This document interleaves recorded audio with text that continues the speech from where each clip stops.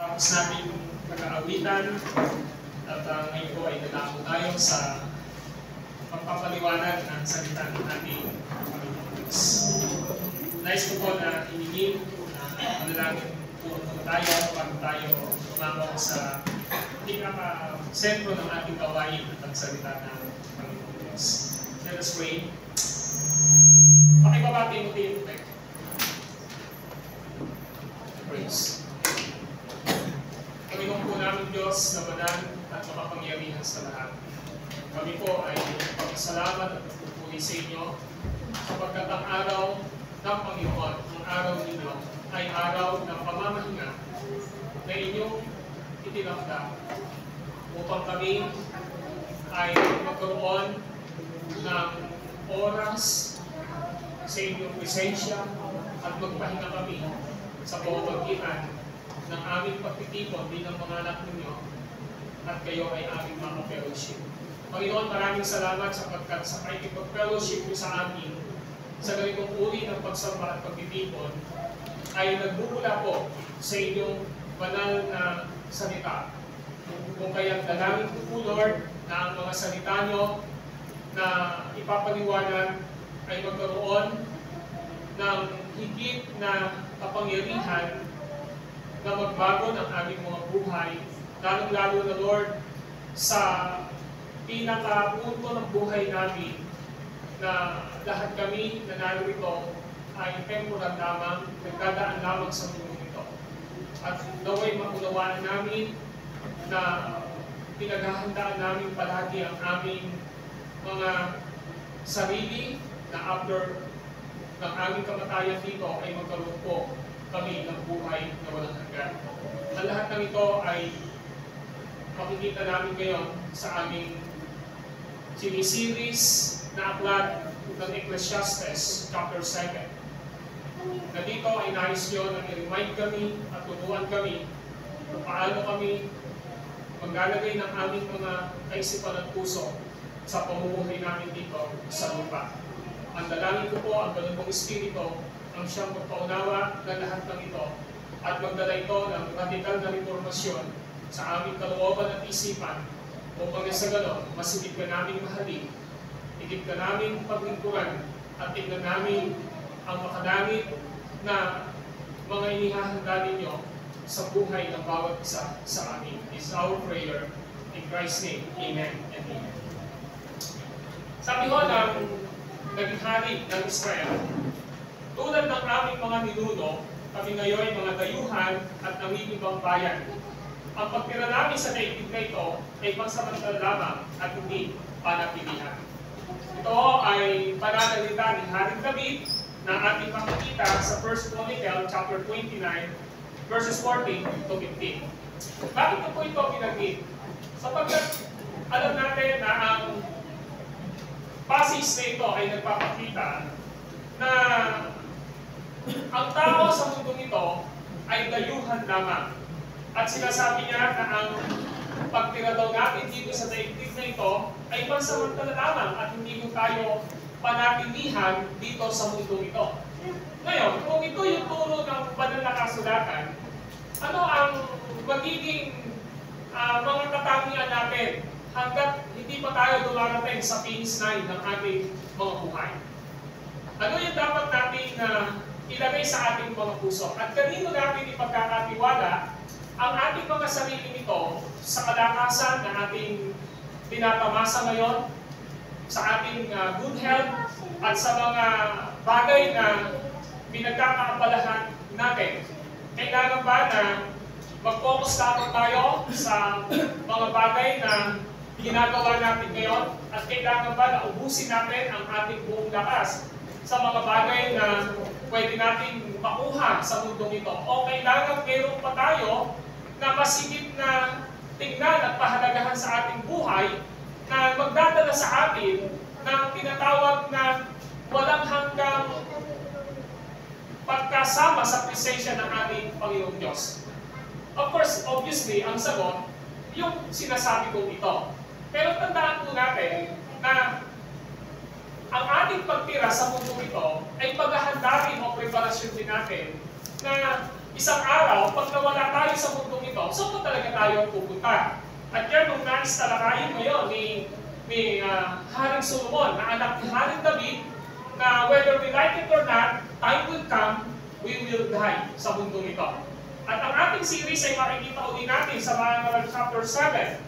Ganito ang pagkasabi ni Haring Solomon na inspired ng Banal na Espiritu sa Ecclesiastes chapter 7, verses 1 to 14. Now listen, ang mabuting pangalan ay mas mahalaga kaysa sa mamahaling pabango. At ang araw ng kamatayan ay hindi na mabuti sa araw ng kapanganakan. Now, bigyan ko na po kayo ng inyong pagpansin. Ang ating tatalakayin dito ay ang ikalawang bahagi ng verse 1. Ano ito? At ang araw ng kamatayan ay higit na mabuti sa araw ng kapanganakan. Yun yung ating tatalakayin. Pero gusto ko pong basahin pa ang mga sumunod na talata. Mas mabuti pumunta sa bahay ng kamatayan kaysa bahay na may handaan. Pagkat dapat alalahanin ng buhay na siya man ay itinakdaring mamamatay. Ang kalungkutan ay mas mabuti kaysa katuwaan. Pagkat maaaring malungkot ang mukha, ngunit masaya ang kalooban. Mangmang ang isang taong nag-iisip ng kasayahan, ngunit matalino ang isang taong naghahanda sa kamatayan. Mas maigi ang saway ng matalino kaysa papuri ng isang mangmang. Ang halakhak ng mangmang ay tulad ng putok ng apoy, walang kabuluhan. Ang matalinong nagdadaya ay para na rin mangmang. Ang suho ay sumisira sa dangal ng tao. Ang wakas ng isang bagay ay mas mainam kaysa pasimula. Ang tiyaga ay mabuti kaysa kapalaguan. Pag-aralan mong magpigil sa sarili, mamang lamang ang nagtatanim ng galit.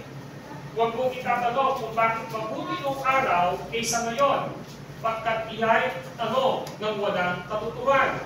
Ang isang taong may taglay na talino ay para nang nakatanggap ng mana at siya'y nakahihigit sa iba. Ang tulong ng mga gagawa nito sa tao ay tulad ng magagawa ng salapi. Ang tao ay maiiligtas sa kanyang kahulungan, iyan ang kabutihan ng kahulungan. Dinidiriin mo ang mga ginawa ng Diyos. Sino ang makapagtutuwid sa pinalungkot niya? Magalaka o mainam ang takbo ng lahat ng bagay sa panahon ng kahirapan, ay isipin mong pareho ipinadala ng Diyos ang kaligayahan at kahirapan. Sino ang makakaalam kung ano ang mangyayari bukas? Now, ang ating series sa umagang ito ay meron po tayong title, Those Who Submit to the Sovereignty of God Have Better Life. Tagalog po, ang nagpapasakop sa kapangyarihan ng Diyos ay may mabuting pamumuhay. Pinapakita rito ni Haring Solomon yung katanungan na bakit ikaw na nagpapasakop sa kapangyarihan ng Diyos ay may mabuting pamumuhay. Tandaan po natin, those who submit themselves to the sovereignty of God ay meron pong mas mainam na buhay. Sabi ng verse 13 ng unang bahagi, ang sabi nyo, dinidilihin mo ang ginawa ng Diyos. Pag sinabing dinidilihin mo, parang pinapakita rito ay i-meditate mo. Pag-aralan mo mabuti, salisingin mo mabuti kung ano ang ginawa ng Diyos sa iyong buhay o sa mga nakaraan ng buhay mo o sa mga taong nakapaligid sa iyo. Ito po ay tumutukoy sa plano at sa pagsasakatuparan ng plano ng ating Panginoong Diyos. Why? Dahil po sa chapter 6 verse 10, tingnan niyo po ang sabi ng 6:10. Ang sabi ay ganito, lahat ng nangyayari sa daigdig ay alam na noong una pa, at ang tao'y di makapananaig laban sa kapangyarihan higit sa Kanya. So, walang makalalaban sa kapangyarihan ng Panginoong Diyos, at ang lahat ng nagaganap sa daigdig na ito ay itinlano ng ating Panginoon. Now, sa chapter 3, verse 10 and 11, ganito po ang sabi ni Haring Solomon. Chapter 3, verse 10 and 11. Iniaangkop niya ang lahat ng bagay sa kapanahunan. Ang tao ay binibigyan niya ng pagnanasang alamin ang bukas, ngunit hindi binigyan ng pagkaunawa sa gawa ng Diyos mula sa pasimula hanggang sa wakas. Tingnan niyo po ang verse 11. So, yun yung sinasabi. Pinapakita dito ni Haring Solomon na ang Diyos natin ay nag-aangkop, naglalapat ng lahat ng nagaganap sa buhay ng bawat isa sa atin o sa buhay ng mundo nito ayon sa kanyang pinlano sa nakaraan na. Sa chapter 3 verse 1, ang sabi ay ganito, ang lahat ng pangyayari sa daigdig ay nagaganap sa panahong itinakda ng Diyos. Wala pong aksidenteng nangyayari sa takbo ng buhay ng bawat isa sa atin. Wala pong aksidenteng nangyayari sa takbo ng mundong ito. Lahat po ng detalye na nangyayari sa buhay natin, ang sabi ng verse 1 ng chapter 3, ay nagaganap sa panahong itinakda ng Diyos. Sa Panginoon, wala pong aksidente na nangyayari. Even doon sa pinaka-worst na pwedeng mangyari sa atin. Especially na tayong mga anak ng Diyos. Sapagkat si Apostol Pablo ay nagsabi din sa Romans 8:28, sapagkat sa lahat ng bagay, ang Diyos ay gumagawang kasama ang mga nagmamahal sa Kanya, ayon sa Kanyang panukala para sa kanilang ikabubuti. In all things, God works together for good. In all things, hindi na po gumagawa ang Diyos kapag tayo ay maayos ang kalusugan natin. Gumagawa ang Diyos kapag mayroon tayong kalamdaman. Kapag tayo ay sumasagana, gumagawa ang Diyos. Kapag tayo ay nagigipit sa ating buhay, gumagawa ang Diyos. In everything, God's work together for good. Ngayon, anong ibig sabihin ito? Tandaan natin, ang mabuting pamumuhay na ito ay hindi nasusukat sa paglabas ng material na bagay o katanyagan ng buhay, maging sa kalusugan o karamdaman at iba pa, kundi sa pamumuhay na nagpapasakop sa kapangyarihan ng Diyos. Now just imagine in chapter 7, verse 13, back to chapter 7, verse 13, ganito po ang sabi ng banal na kasulatan. Dinidiliin mo ang ginawa ng Diyos. Sino ang makapagtutuwid sa pinuluktot niya? Magalak ka kung mainam ang takbo ng lahat ng bagay. Sa panahon ng kahirapan ay isipin mong parehong ipinapadala ng Diyos ang kaligayahan at kahirapan. Sino ang makakaalam kung ano ang mangyayari bukas? Hindi natin alam ano ba ang mangyayari sa atin sa araw ng bukas. Pero ang isang tao na nagtitiwala sa kapangyarihan ng Diyos, ano man ang mangyari sa buhay natin sa araw ng bukas, nandun tayo sa paniniwala na ang ating buhay ay nasa kamay ng ating Panginoong Diyos. Now, tingnan natin ang unang sagot. My question is, bakit ikaw na nagpapasakop sa kapangyarihan ng Diyos ay may mabuting pamumuhay? Madalas iniisip natin na ang mabuting pamumuhay ay maayos ang kalusugan, maraming pera, nagtatagumpay tayo. Tama naman po yun. Pero according to our text, parehong pinapadala ng Diyos ang kaligayahan at ang kahirapan. Pinapakita niya rito na yung kahirapan at yung kasaganaan natin ay hindi naitatago sa ating Panginoong Diyos. Ang lahat ng ito sa chapter 3 verse 1 ay nagaganap ayon sa purpose, sa layunin ng Diyos sa ating mga buhay. Kaya ang sagot natin, una, sapagkat pinapahalagahan mo ang relasyon mo sa Diyos. Masasabi mo na ikaw ay mapalad na nagpapasakop sa kapangyarihan ng ating Panginoong Diyos dahil pinapahalagahan mo ang relasyon mo sa Diyos. Ano bang ibig sabihin ito? Pag sinabi natin pinapahalagahan mo ang relasyon mo sa Diyos, mawala na ang lahat sa iyo, pero yung relasyon mo sa Diyos, hindi mo siya ipabaliwala. Di ba, may kanta nga, unin mo na ang lahat sa akin, di ba? Pero, dapat naisip natin, mawala na ang lahat ng bagay na meron tayo, pero ang Diyos kailanman ay papahalagahan natin sa ating buhay. Before I will expound itong ating pag-aaral na ito, one of the classical example is si Job, di ba? Na everything na meron siya, kinuha, napakayaman niya. Lahat kinuha sa kanya, yung mga anak niya, yung kayamanan niya, yung kanyang kalusugan, kinuha ang lahat. Pero sabi niya, sa panahon lang ba ng kasaganaan natin, sasambahin at pupurihin ang ating Panginoong Diyos. At si Job ay hindi nagkasala. Why? Because Job was believed that God is sovereign, na meron siyang karapatan sa lahat ng bagay na pinagkatiwala ng Diyos sa kanya. Kaya, anuman ang nangyari sa kanyang buhay, nandun ang kanyang pagtitiwala sa kapangyarihan ng Diyos. Andun yung kanyang contentment, kasapatan sa kanyang buhay. Kasi imagine siya ang pinakamayaman sa silangan ng Ur. Pero tinanggal ng Diyos ang lahat ng meron siya to test his faith. At ang sabi ng chapter 42, sabi niya, noon, nakilala kita sa salita mo't balita lamang. Pero ngayon, nakilala na kita ng mukhaan. Why? Because of his experience. Di ba? Sabi niya, alam kong magagawa mo ang lahat ng bagay. Chapter 42, verse 2. Alam kong magagawa mo ang lahat ng bagay, anumang balakin mo'y wala makakahanda. Kapag ang isang tao ay naniniwala sa kapangyarihan ng Panginoong Diyos, ang tao niyon ay may kaaliwan na magpapatuloy sa pagtingin sa magandang plano at purpose ng Diyos sa lahat ng dadaanan niya sa kanyang buhay. Now, back to verse 1. Ang sabi dito ng chapter 7 ng Ecclesiastes, ang mabuting pangalan ay mas mabuting kaysa mamahaling pabango. Pag-aralan na natin ito, bago tayo mag-break itong nakaraang mahal na araw, pinapakita ng mga praise na ito o ng mga pananalita nito, ang mabuting pangalan ay mas mabuti kaysa mamahaling pabango. Pinapakita rito na ang pangalan natin ay nagpapahayag kung sino tayo. Amen po ba? Kung sino tayo.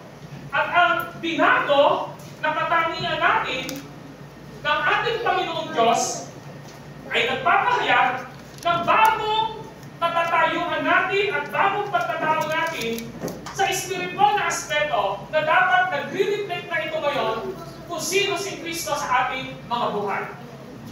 In 2 Corinthians chapter 5, verse 17, ngunit ang sino mang naipag-isa kay Kristo ay isa ng bagong ninana. Wala na ang dating pagkatao, siya ay bago na.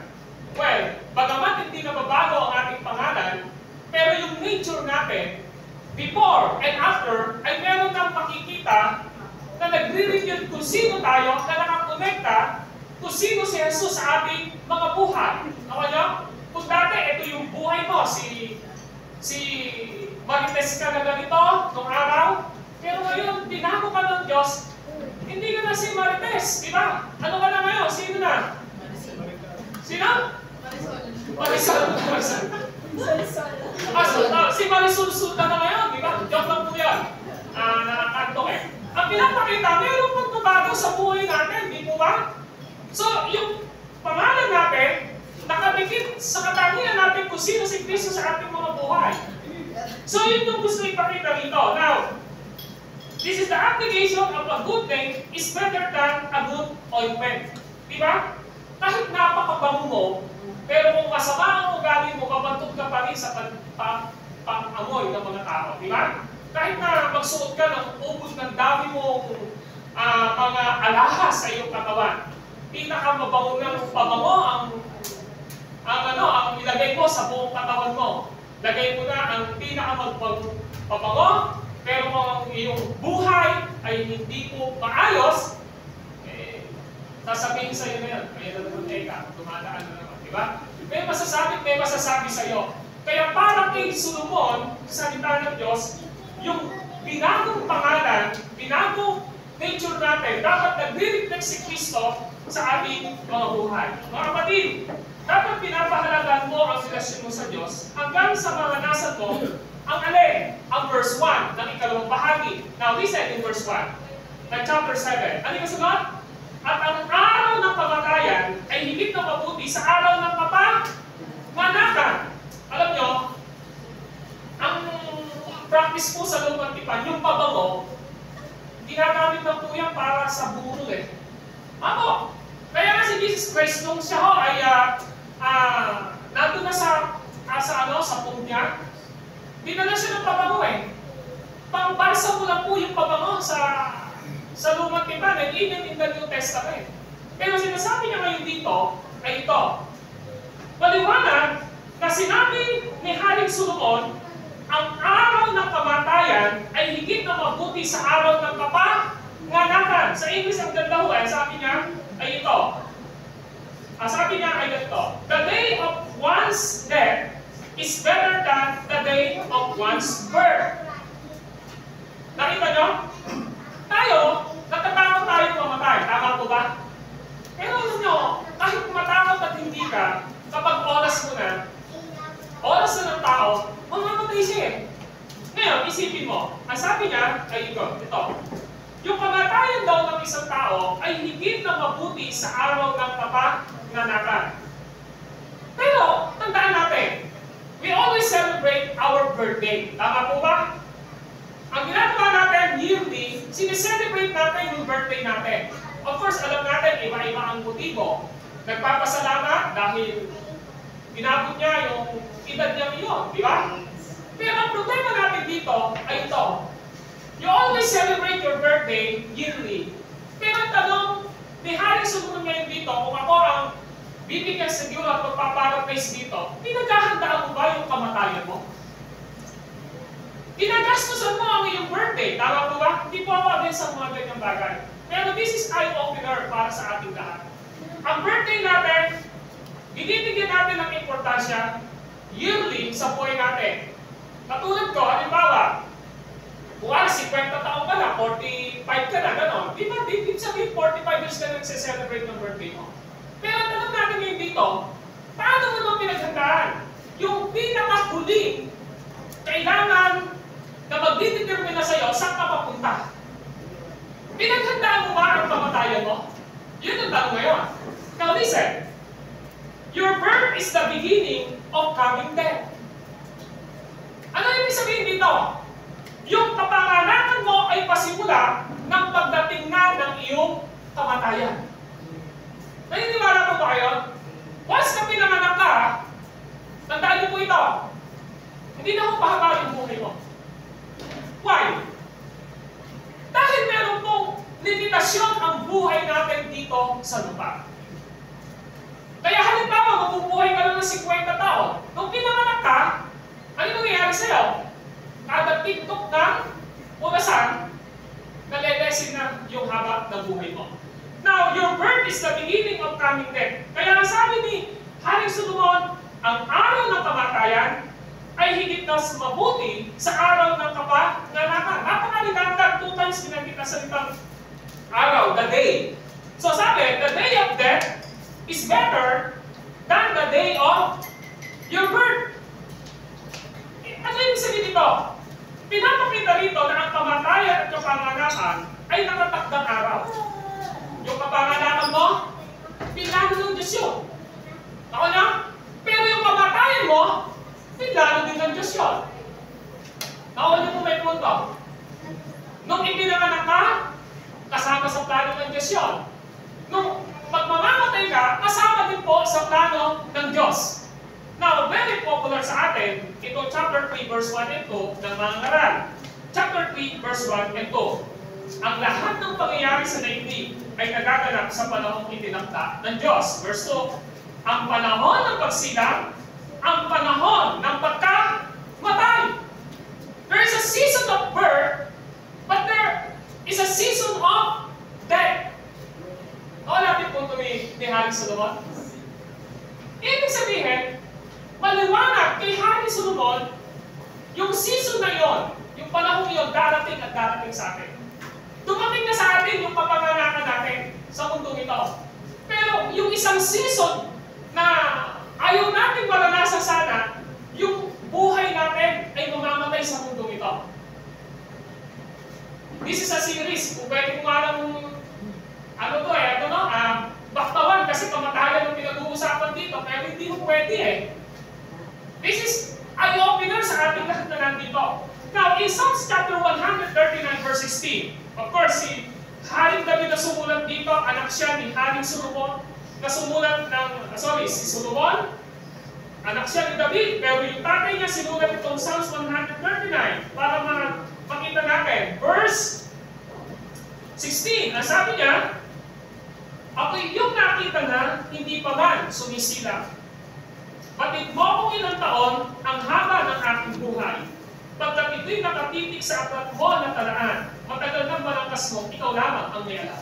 Nakita niyo po ba ito? Sinasabi ni Haring David dito, ako yung nakita na hindi pa man sumisila. Nakita na tayo ng Lord. Why? Because He is a God. He is omniscient God. Alam niya ang lahat ng bagay. Makapangyarihan ng Panginoong Diyos. Nakita na tayo. Nakita na niya kung sino ka. Dahil Diyos siya. Why? Because in the preceding verses, pinapakita ng lahat daw ng katawan natin, bahagi ng katawan natin, ay nilikha ng ating Panginoong Diyos.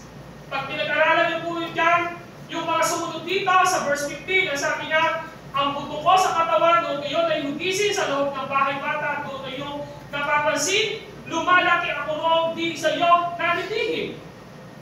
We are wonderfully made ng ating Panginoong Diyos. Kaya nga, kapag alam mo na, even yung katawan mong ito, yung hugis ng mukha mo, kung alam mo na ito ay ginawa ng ating Panginoong Diyos, hindi ka dapat magkaroon ng tinatawag na yan. Parang, ano? Ganun, yung parang insecurity sa sarili mo. Wala kang insecurity. Kaya matapos ang inom mo, kaya konti lang, kaya maputi ka, kaya maitim ka. Lahat ng ito ay pinano ng ating Panginoong Diyos. Kasama ito sa kapanganakan ng ating Panginoong Diyos. So maliwanag na pinapakita rito na ang kamatayan at ang kapanganakan ay tatakatakdang araw. This is the day of birth and death. Now listen, ang mga pananalitang ang araw ng kamatayan ay higit na mabuti sa araw ng kapanganakan ay hindi para sa lahat ng tao, kundi para lamang sa anak ng Diyos. Bakit po? Hindi ho mabuti sa unbeliever na ang kamatayan niya ay dumating sa kanya. Why? Alam niya na sisingilin siya ng Diyos papunta sa impyerno.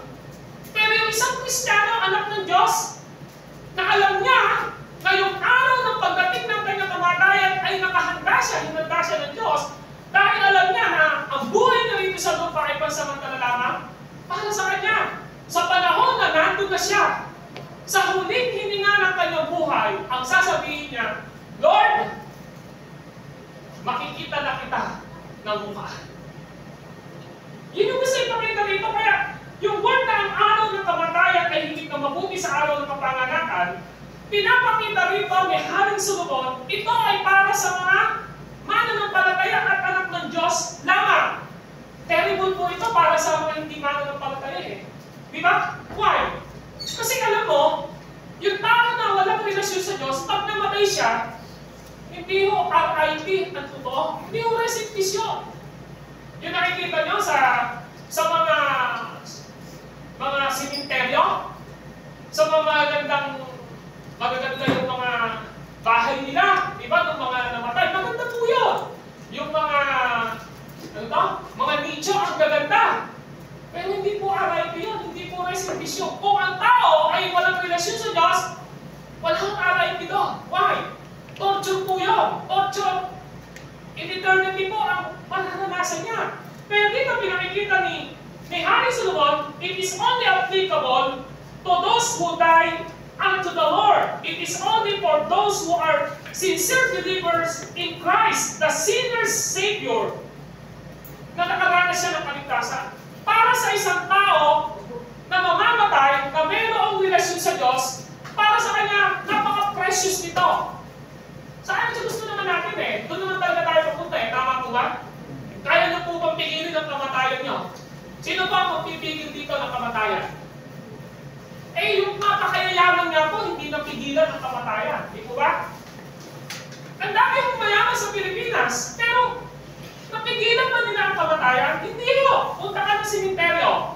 May kapapanganak, may isang taon, may pinakamatanda. Lahat ng klase ng tao makikita mo doon.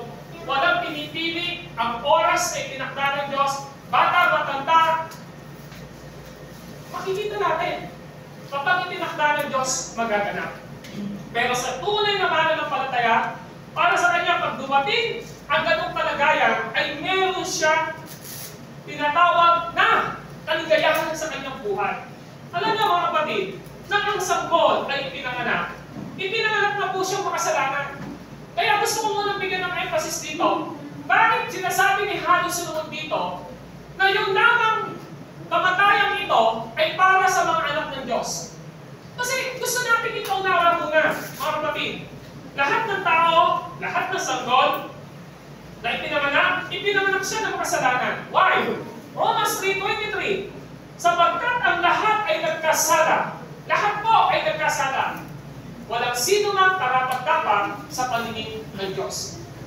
Ang sabi ng Romans 5:12, pumasok ang kamatayan, kasalanan, sa pamamagitan ng isang tao, si Adan. At sa pamamagitan niya, lumaganap ang kamatayan sa lahat ng tao, sapagkat ang lahat ay nagkasala.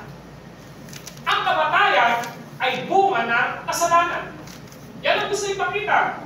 At kapag namatay siya ng makasalanan, walang hanggang siyang mapaparusahan ayon sa makwit na hatol ng Diyos. Tingnan niyo po ang Mga chapter 12, verse 7. Ano ang sabi ng Mga sa passage natin? Mga chapter 12, verse 7. Now listen to our passage. Mga chapter 12, verse 7. Now, ganito ang sabi po ng Word of God through King Solomon. Romans chapter 12, verse 7. Now listen, alalahanin mo siya bago manumbalik sa lupa ang ating katawang lupa at ang ating espiritu ay magbalik sa Diyos na may bigay nito. Saan babalik ang ating katawan? Sa lupa. Libing. Tama po ba? Ililibing tayo. Pero ang sabi, yung espiritu na ito, babalik sa Diyos. Sabi ng iba, babalik mo pala sa Diyos, ibig sabihin pala may buhay na walang gano'n. No! Kasi ang sabi ngayon ng verse 14 ay ito, lahat ng gawin natin, hayag man o lihim, mabuti man o masama, ay isusulit natin sa Diyos. There is a judgment. Ano yung judgment na ito? Ang judgment na ito is based to what Jesus has done for you. Ano ba yung ginawa ni Jesus sa iyo? Eh kung si Jesus ay binigyan ka ng katubusan, naranasan mo ang kaligtasan, eh maliwanag na ang kaluluwa mo na hatulan pagharap sa Panginoong Diyos ay papasok sa pansamantalang kalagayan ng kaluluwa mo at ito ay kaaliwan in the presence of God. Pero paano kung hindi? Well, lalagay ka sa apoy ng paghihirap. Di ba, napakadilubyo ng lahat ng ito?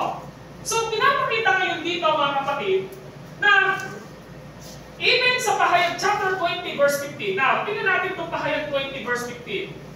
Para makita natin itong pinapakita ng salita ng Diyos. To remind us na pasalamatan natin ng Diyos na tayo ay kanyang niligtas. At kung hindi naman, ito ay nagpapaalala sa atin na nagbuhay pa tayo.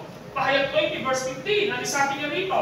Ito ang sabi niya, itinapon sa lawang apoy ang sino mang hindi nakasulat ang pangalan sa aklat ng buhay. Sa ito tinapon? Lawang apoy. Sino? Ang tao na hindi nakasulat ang pangalan sa aklat ng buhay. Napakaliwanag po na. Kaya, mga kapatid, maliwanag na yung lamang tumanggap ng espiritual na kapanganakan ang magkakaroon ng tinatawag na para sa kanya napakahalaga ng pangako ng Panginoong Diyos na yung binanggit doon ni Hari Solomon sa verse 1 ng chapter 7, ang araw ng kamatayan ay higit na mabuti sa araw ng kapanganakan. Why? Sapagkat sila ay nakaranas ng isang bagong kapanganakan. Ito gusto ko ipakita. Kung pinakita ni Solomon na may araw ng kapanganakan, may araw ng kamatayan. Pero dapat, kung pinanganak ka at may kamatayan, dapat sa pagitan nito maranasan mo ang kapanganakang spiritual. Ang sabi ng John chapter 3 verse 3. Sabi niya, sinasabi ko sa inyo, kailangan ipanganak na muli ang isang tao. Sabi niya gano'n, you must be born again. And the word born again, born from above. Pinanganak ka mula sa ating Panginoong Diyos. This is our quickening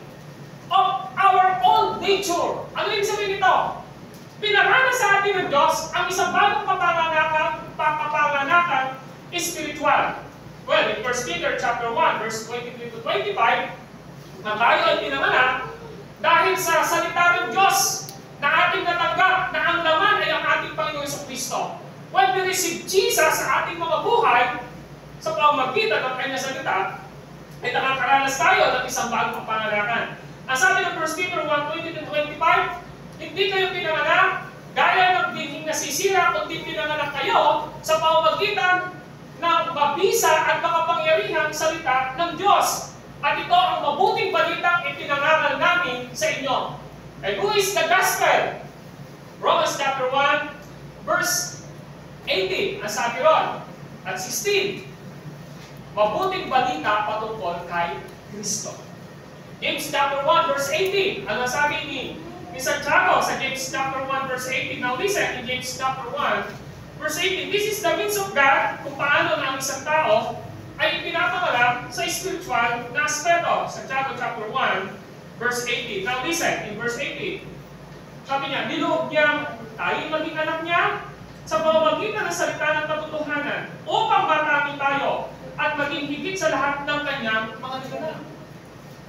So, kapag ang isang tao ay na-born again, higit siya sa lahat ng nilalang. Why?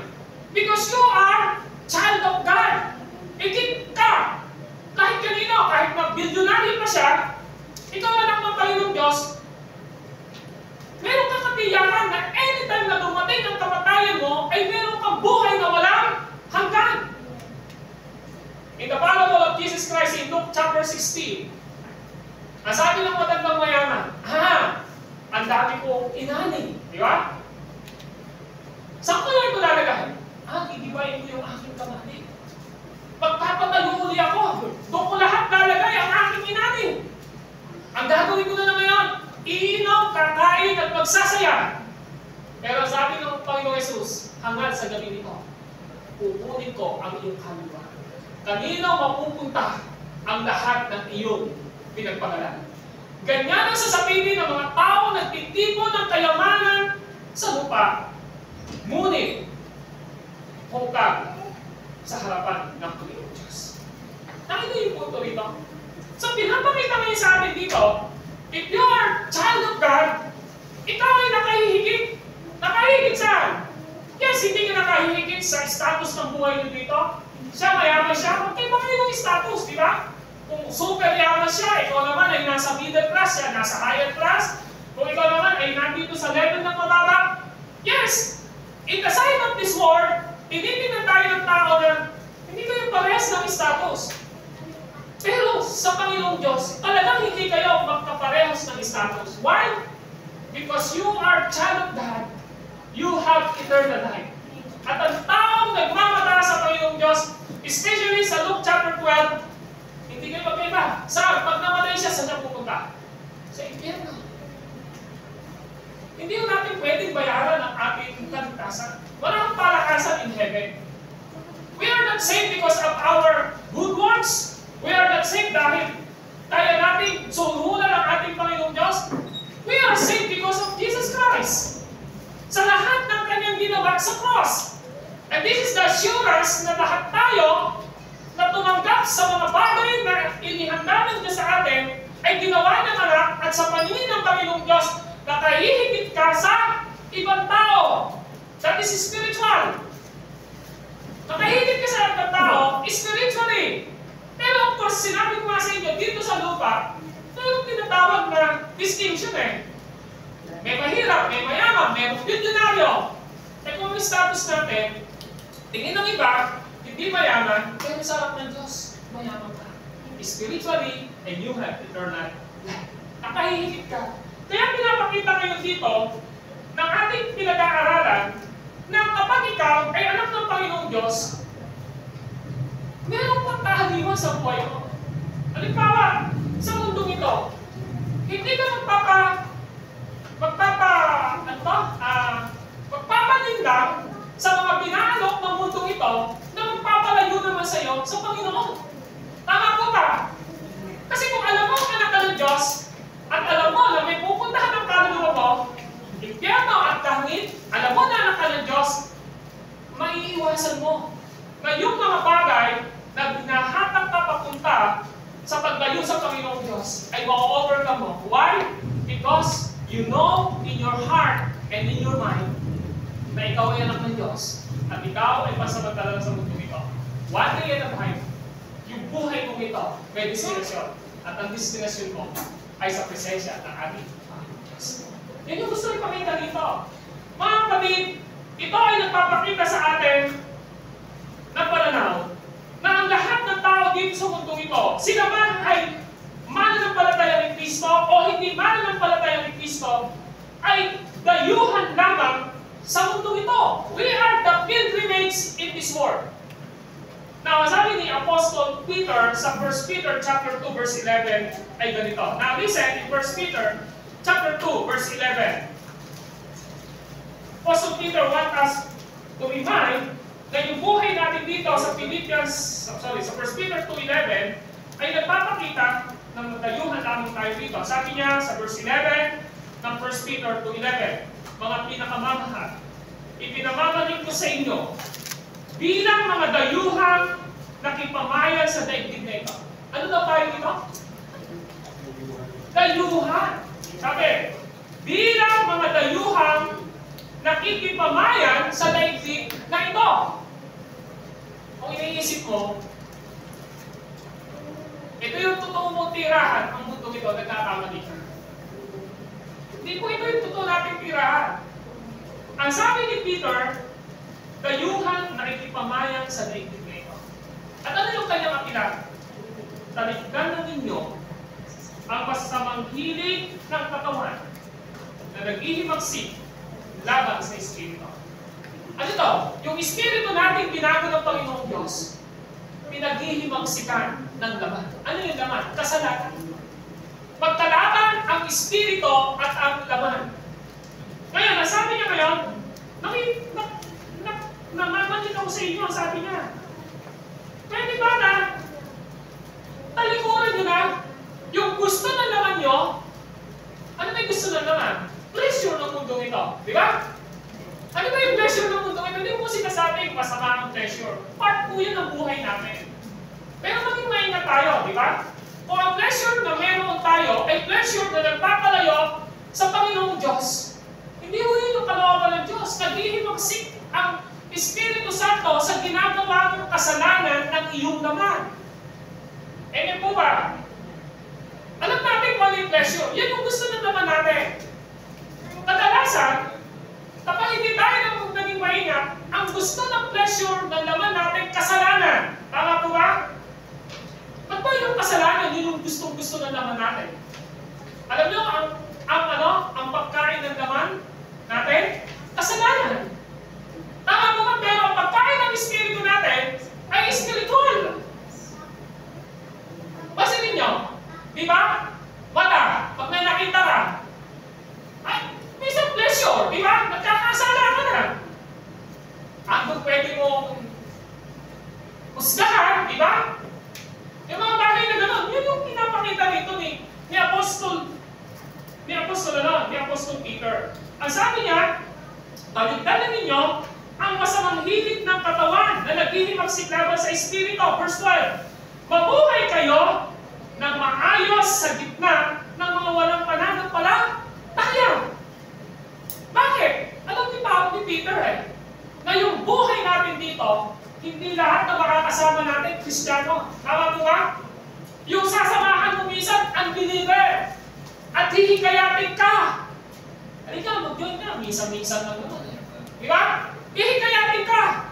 Kapag ikaw ay mas mapahalagan mo ang pleasure ng sarili mo, ng laman mo, o nga naman, wala naman nakakakita sa akin. Sige na. Ano mangyayari sa'yo? Malahalaglag ka. Kaya ang sabi ni Apostol Peter, mabuhay kayo ng maayos sa gitna ng mga walang pananampalataya. So ano gusto niyo pakita? Huwag po natin i-compromise ang ating relasyon sa ating Panginoong Jesucristo. Why? Sandali lang ang buhay natin dito sa mundo ito. Sandali lang po yun. Eh po ba? Hindi mo namamalayan sa isip mo nang malakas ka. Pero yung edad mo, umaangat na. Tama po ba? Yun ang gusto ipakita rito. Kaya, pinapakita sa atin ngayon na tayo ng mga mananampalataya ni Kristo, tunay na anak ng ating Panginoong Diyos, ay palaging nakahanda sa nakatakdang pagdating ng oras ng kamatayan dahil alam natin na tayo ay anak ng Diyos. Amen po ba? Now listen to Apostle Paul. In Philippians 1:21, ang sabi niya, for me, para sa akin, to live is in Christ. Ang mabuhay ay kay Kristo. And to die is gain. Ang mamatay ay pakinabang. Ito yung gusto ipakita dito. So we need to be prepared sa ating mabuhay, whether we are live or die, dadating ang kamatayan, sana handa tayo. Amen po ba?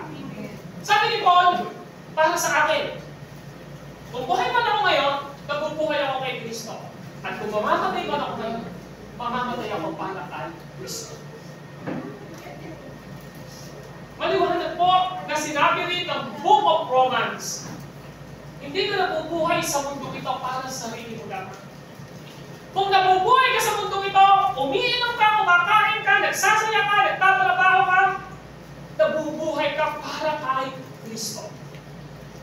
Kaya sabi ng Colossians 1:17 and 21, whatever you do in deeds and words, do it for the glory of God.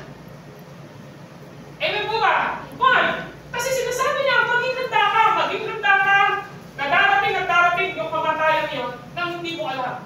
Alam niyo, ang kamatayan, hindi mo nakaportas siya. Wala kang pwedeng makapag-determina kung kailan ka mamamatay. Hindi ko alam po natin yun. Di ba? Baka mapakabalik na natin. Di ba? Baka siguro ganito na. Hindi ho eh.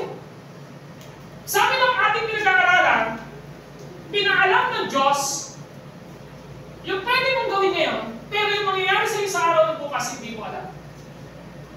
Ganon din ang kamatayan. Walang nakakaalam. Kaya nga yung Psalms 139, verse 17, Diyos lang ang nakakaalam, nakatintig sa akulat mong talaan, matagal ng balangkas mo, ikaw lamang ang may alam. Sino lang ang may alam? Diyos. Siya lamang ang nakakaalam. Hindi ko alam, hindi mo alam, walang pwedeng makaalam, kahit na ang science, hindi niya alam. Well, sasabihin mo, may taning na yan, kasi stage 4 ang cancer niya, 3 taon na lang yan, 2 araw na lang yan. Pwede nyo sabihin nyo, di ba? Pero generally speaking, wala akong nakakaalam sa pagdating ng kanyang kamatayan. Kasi kahit yung nagkakasakit, di naman niya alam na magkakaroon siya ng taning. Tama po ba? Di naman din niya alam eh. Di naman niya alam na yung pala yung way ng Panginoong Diyos na niya. So, gusto ipakita dito. Ang mga batid, number 1, kapag ang mananampalataya ni Kristo ay namatay, they will receive the promise of eternal life. Yun yung maganda eh. Kaya yung kamatayan, mas mainam kaysa sa kanyang kapanganakan. Why? Kasi, kapag namatay ang mananampalataya, tatanggapin na niya ang pinangako ng Diyos na buhay na walang hanggan. Pero siyempre, hindi tayo nagmamadali. Nagmamadali ba kayo? Hindi naman natin pinapadali ito.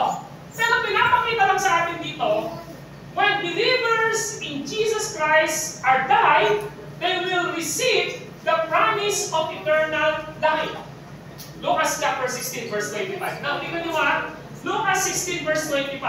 Pamilya na po ito sa inyo. Lucas 16:25. Ano sabi nito? Ngunit, sinabi sa kanya ni Abraham, anak, alalahanin mo, nagpasasaka sa buhay sa ibabaw ng lupa at sinasaway nagtiis ng kahirapan. Ngunit ngayon, inaalin siya rito, samantalang ikaw naman ay nagdurusa. Parehas ang pinipigyan eh. Tingnan niyo po sa verse 22. Tingnan niyo po ha. Verse, ano ba? Saan ba yun? Okay. Sa verse 19, may isang mayamang nagdaramit ng mamahalin at saganang-sagana sa pagkain araw-araw. At may isa namang pulubing nagngangalang Lazaro, tatad ng sugat, na nakalupasay sa may pintuan ng mayaman upang mamulot kahit lumong nahuhulog mula sa hapag ng mayaman. At doon nilalapitan siya ng aso at dinikitaan ang kanyang mga sugat. Namatay ang pulubi at nilalanap ng anghel sa piling ni Abraham. Namatay rin ang mayaman at inilibing. Napansin niyo, inilibing ang mayaman. Saan siya nilibing?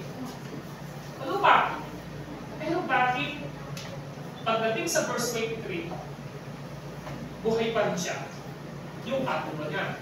Sabi ng verse 23, sa gitna ng kanyang pagdurusa sa Hades.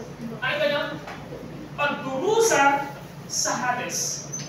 Pagdating ng verse 24 ng dulo, utusan po ninyo si Lazaro na isawsaw sa tubig ang dulo ng kanyang daliri at palamigin ang aking dila sapagkat naghihirap ako sa apoy. Ang Hades po ay place of torment. Lugar po ng pagkikita. Gamit mo.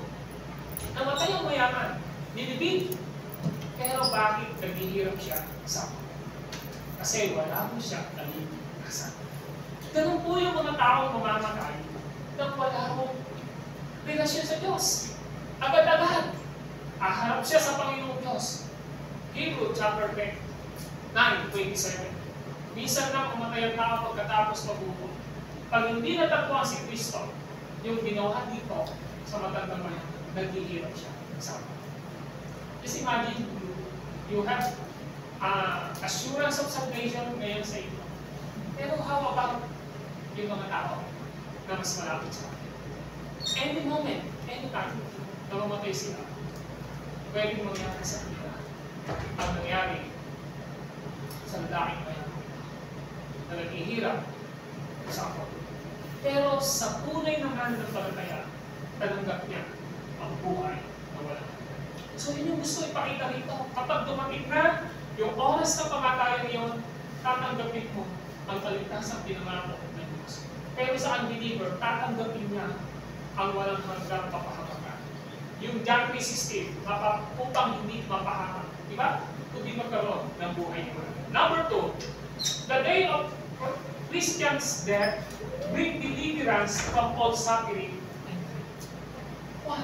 Hanggang nandito tayo sa mundo ito, marami ko tayo pwedeng daanan na sakit, pwedeng daanan na lungkot, pwedeng daanan ng mga suffering natin sa buhay natin. Tingnan nyo ang sabi ni Apostle Paul sa 2 Corinthians chapter 5. Ano sabi niya sa 2 Corinthians chapter 5? Alam niyo, ginagawa ko ito, very comfortable po. Nakakapagbigay ng comfort sa mga mananampalataya. Sabi nito sa 2 Corinthians, Ikalawang Korinto, chapter 5. Ikalawang Korinto, chapter 5, verse 1 to 10. Ano sabi niya rito? Talus natin na kapag nasira ang toldang tinatahanan natin ngayon, ang ating katawan. Yung katawan po natin, tirahan na po ng Espiritu o ng kaluluwa natin. Ito po. Tignan nyo chapter 5, verse 1. Talus natin na kapag nasira ang toldang tinatahanan natin ngayon, ang ating katawan po. So yung 5 senses natin, yung soul natin, nakatahan lang po. Ibig sabihin, naninirahan lang sa katawan natin ito. Tolda to. Sa lumang tipang bukas, sa bagong tipang, yung salitang tolda, yun yung tirahan nila. Okay? Ngayon, ang sabi rito, tayo yung tahanan sa langit. Hindi nasisira. Isang tahanan ginawa ng Diyos, hindi ng tao. Pagdating ng verse 2, tumarayin nga tayo sa tirahan natin ito. Alin yun? Yung katawan natin.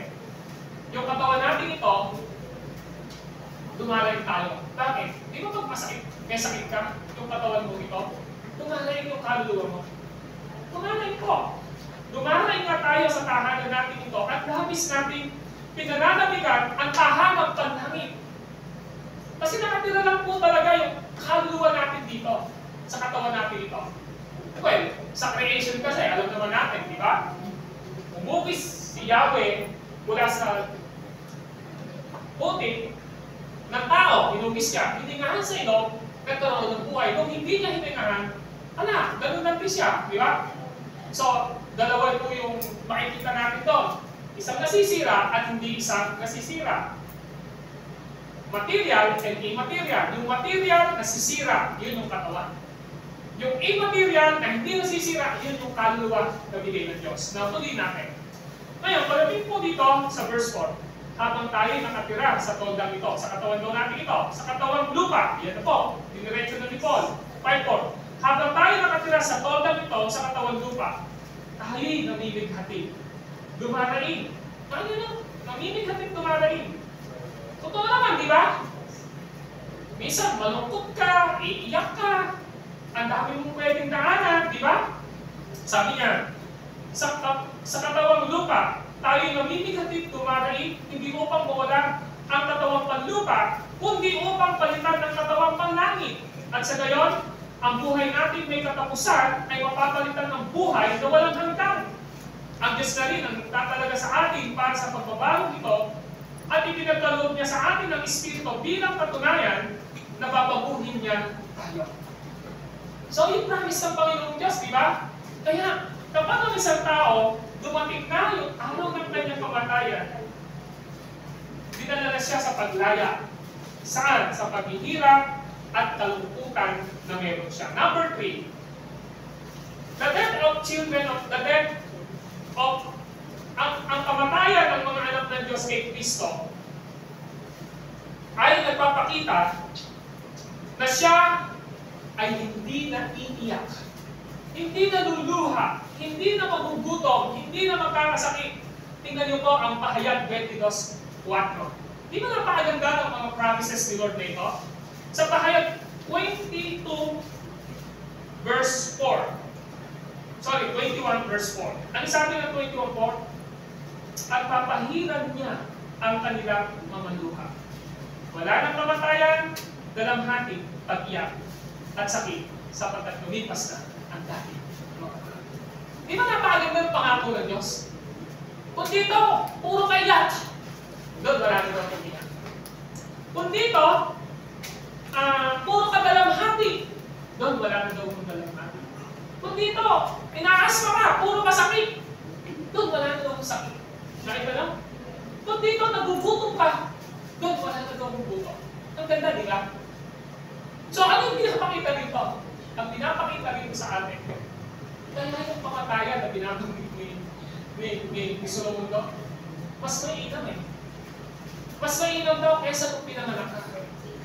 Pero siyempre, may mga alinlangan tayo eh. Bata pa yung mga anak ko, di ba? Consider ba po natin yung gano'ng mga bata? Di ba? Kaya hinihingi naman natin ito, Lord, sana pahabain niyo yung buhay namin, di ba? Pero hanggang salita lang tayo mo. Kasi kung hindi mo talaga, yung itinakda ng Diyos sa'yo, eh mangyayari at mangyayari pa rin. Kasi no one can thwart the plan of God. Even our death, we cannot thwart the will of God. Hindi natin pwedeng palungkutin o iliko ang plano ng Panginoon Diyos. Pero ang ganda, di ba? Doon daw sa langit, papahiran na ang kanilang mga luha. Sino iyakan dito? O, di ba? Marami sa atin dito iyakin. Kahit lalaki umiiyak yan eh. Kala mo lang hindi umiiyak din yan. Di ba? Wala nang kamatayan. Hindi na lang mamamatay. Ano ba? Wala nang dalamhati, pag-iyak, sakit, sapagkat tumipas na ang dating mga bagay. Napakaganda din po ba? Ngayon, ang problema po, pinapakita ngayon dito, mga kapatid, sa Revelation chapter 22 verse 4, apakaganda. Kung si Kristo ngayon, hindi natin nakikita, makikita natin siya. 22 verse 4, ano sabi ng pahayag? 22 verse 4, makikita nila ang kanyang mukha at masusulat sa kanilang loob ang kanyang pangalan. So, sino makikita mo? Si Kristo. Makikita mo na siya ng mukha, di ba? Ngayon, iniisip mo, pero doon, sabi doon sa verse 4, ang liwanag. Ang ganda, di ba? Pero hindi mo na po kasabihin nakita, ya? Makikita nila ang kanyang mukha at masusulat sa kanilang mo ang kanyang pangalan. Nakita nyo? Verse 5, doon walang gabi at hindi na sila mga nailagan ng ilawan o ng liwanag ng araw. Pagkat ang Panginoong Diyos ay magiging ilaw nila at maghahari sila. Wala nang gabi, wala nang araw. Now, ano yung sabihin ito? Napakaganda, di ba? So, yun yung gusto ipakita. Mga kapatid, this is my illustration. ang pag-uwi ng isang taong balikbayan mula sa ibang bansa tungo sa kanyang pamilya ay mas higit na masaya kaysa nang siya ay umalis sa kanyang pamilya. Ano ibig sabihin nito? Ibig sabihin, yung lahat ng mga Pilipino at Pilipina umaalis dito, di ba? Papunta sa ibang bansa. Ano, hindi naman po talaga citizenship nila nun di ba? Nasabi mo citizen, di ba? Pero whether they like it or not, babalik at babalik din sila dito sa lugar. Pag umalis sila, masaya sila ng konti. Pero pag nandun na, malungkot na sila. Lalo na yung mga OFW, di ba? Ngayon, pag bumalik sila ngayon dito, masaya pa sila. Di ba? Mga kapatid, dito sa mundo ito, mga ano lang po tayo rito, mga tourists. Tourist lang po tayo rito. Eh, po ba? Mga turista lang po tayo rito. Kahit di po tayo naging tourist sa ibang bansa, dito tourist lang po tayo. Turista lang po tayo. Mga kapatid, dito sa mundo ito, turista lang po tayo at hindi po tayo mamamayan ng mundo ito. Ang ating po pagiging mamamayan ay sa kalamitan.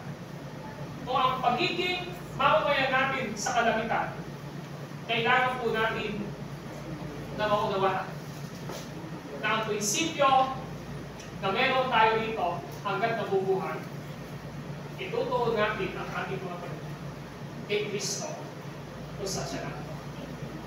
Colossians chapter 3, verse 1 to 4, dito po ako magtatapos sa Colossians chapter 3, verse 1 to 4. Now listen, in Colossians chapter 3, verse 1 to 4. Sabi rito, mabuhay kayong muli kasama ni Kristo. Kaya kapag sumakita ninyo ay ang mga bagay na nasa langit na kinaroroonan ni Kristo na nakaupo sa kanan ng Diyos. Sa isip ninyo ang mga bagay na panlangit, hindi ang mga bagay na panlupa. Sapagkat namatay na kayo at ang tunay na buhay ninyo natatago sa Diyos kasama ni Kristo. Si Kristo ang tunay na buhay ninyo at pag siya'y nahayag, mahayag din kayong kasama niya at makakahati sa kanyang kamatayan. Mga kapatid, pinapakita rito pag sumakitan natin ang mga bagay na nasa langit. Verse 2, isa-isip ninyo ang mga bagay na nasa langit. Nakita niyo? Pinapaisip, isa-isip ninyo ang bagay na panlangit. Ano sabi nito, pag sumakitan ninyo ang mga bagay na panlangit? Bakit po? Kasi nga hindi naman po talaga tayo tigalito. Sa akin gusto po natin, aalis at aalis po tayo dito. Sabi po ng Heidelberg Catechism, Lord's Day 1, ano ang iyong tanging kaaliwan sa buhay at kamatayan? Sagot, nang ako na may katawan at kaluluwa dito sa buhay o kamatayan ay hindi nabubuhay para sa ating sarili, kundi ako ay para sa akin kapag na tagapagligtas na si Jesus Cristo.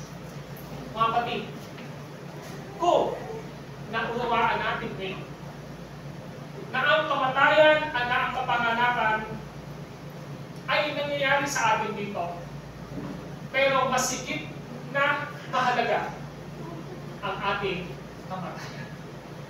1. Nagdidetermina ng pasimula yun. Saan natin i-spend at ilalagay ang ating kaluluwa at ang ating. Ngayon, ano magiging implikasyon nito sa buhay natin? Naniniwala ako na tayo na narito, loobin nawa niya na masigit nating pahalagahan ang relasyon natin kay Kristo. Yes, kailangan mag-aral, kailangan magtrabaho, kailangan magsumikap, kailangan makamit yung mga bagay na pinag-pray natin at yung mga pangarap natin sa ating mga buhay. Pero mga kapatid, sana ang nasa itaas ng mga pangarap natin ito, si Kristo pa rin na siyang nangingibabaw sa atin. Amen po ba? Dahil one day at a time, sa ayon gusto po natin, everything we have, we will live dito sa mundo. Iwanan po natin ito. Tama, pakikinabahan ng mga mahal natin sa buhay. Pero we need to be secure sa ating kaligtasan at buhay. Amen? So sabi ni Haring David, ang pagtira namin sa mundo nito ay pansamantala lang. At kami ay nakikipan lumayan lamang sa mundo nito. At ang tunay na tirahan ng mga anak ng Diyos ay ang pagbalik niya sa tunay na inihanda na kalangitan ng ating Panginoon na si Kristo. Let us pray. Panginoon, maraming salamat sa mga salita niyo na aming natanggap. Tunay po na mapalad kami na namumuhay sa kapangyarihan ng aming Panginoon Diyos sa inyo, Panginoon. Sapagkat alam namin na ang lahat ng kaganapan at magaganap pa sa aming mga buhay ay inyong itinakda. Ito man ay mapakaganda o hindi masyadong kagandahan o kaya naman ay talagang hindi maganda. Lord, lagi kang may layunin sa mga pangyayari at kaganapan ng aming buhay. Dahil alam nyo na hanggat nandito kami sa mundo ito, maraming mga sirkumstansya na pwede namin daanan sa kabila na umuunlad ang buhay namin, nagtatagumpay kami sa likod ng lahat ng iyon ay meron pa rin po ako, hindi kakompletohan. At ang tunay na kakompletohan namin ay na kay Kristo lamang, Panginoon Diyos. At kapag si Kristo ang nagiging basihan ng aming pamumuhay, pananampalataya, ay meron po kami tunay na pagtatagumpay sa aming buhay. Ang lahat ng aming natutunan ngayon ay pagpapakita na mula sa kapanganakan hanggang kamatayan, sa pagitan nito ay nais mo kami paghandain sa pagdating ng kamatayan nito.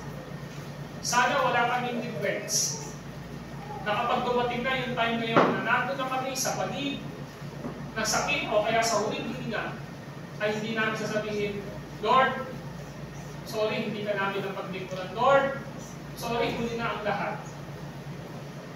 Salamat, Panginoon, sa mga edad namin ito, nire-remind nyo kami, tinuturuan nyo kami. Sa pagitan ng kapanganakan at kamatayan, mayroong Diyos na dapat namin panampalatayanan at paglingkuran at pag-alayan ng buong buhay namin. At yun ay walang iba, kundi ang aming Panginoon sa Kristo. Maraming salamat po, Lord. Ito ang aming samang dalangin sa inyo.